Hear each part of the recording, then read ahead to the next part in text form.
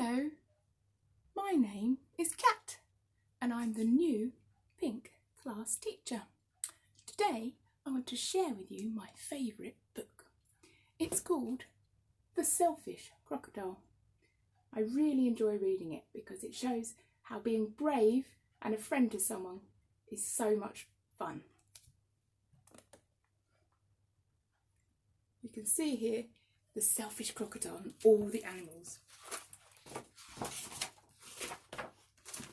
Deep in the forest, in the river, lived a large crocodile. He was a very selfish crocodile. He didn't want any other creature to drink or bathe in the river. He thought it was his river. Every day he shouted to the creatures of forest, "Stay away from my river! It's my river! If you come in my river, I'll eat you all!" So there were no fish and no tadpoles and no frogs and no crabs and no crayfish in the river. All were afraid of the selfish crocodile. The forest creatures kept away from the river as well. Whenever they were thirsty, they went for miles to drink in other rivers and streams. Every day the crocodile lay on his great big back in the sun, picking his big, sharp teeth with a stick. But early one morning the forest was awakened by a loud groaning sound. Something was in terrible pain. Oh! The creatures thought that it was an animal caught by the crocodile. Oh, ow! But as the sun came out brightly, they saw that it was the crocodile who was in pain. He was lying on his big back, holding his swollen jaw, and he was crying real tears. Oh! The creatures drew closer, but not too close. Some of the creatures felt sorry for the crocodile. "What's the matter with him?" asked a deer. "I don't know," said a squirrel.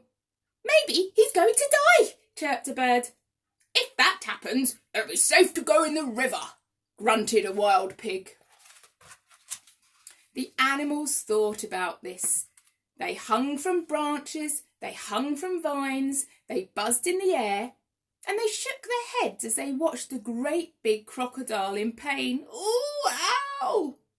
No animal tried to help. Suddenly, a little mouse appeared. Can you see him? He's just next to the crocodile up there.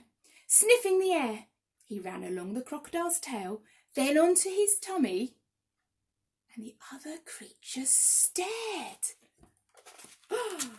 "Look at that mouse!" chattered a monkey.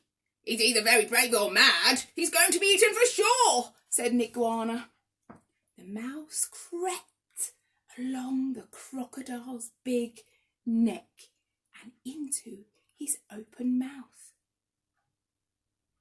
There was a hush in the forest. The mouse got hold of something and pulled and pulled and pulled. Then he put it on his shoulder and walked out of the crocodile's mouth. There was a loud cheer from the astonished creatures. The crocodile sat and said, "I don't feel any more pain. It's all gone." Then he saw the mouse walking down his tummy, carrying an enormous crocodile tooth on his shoulder.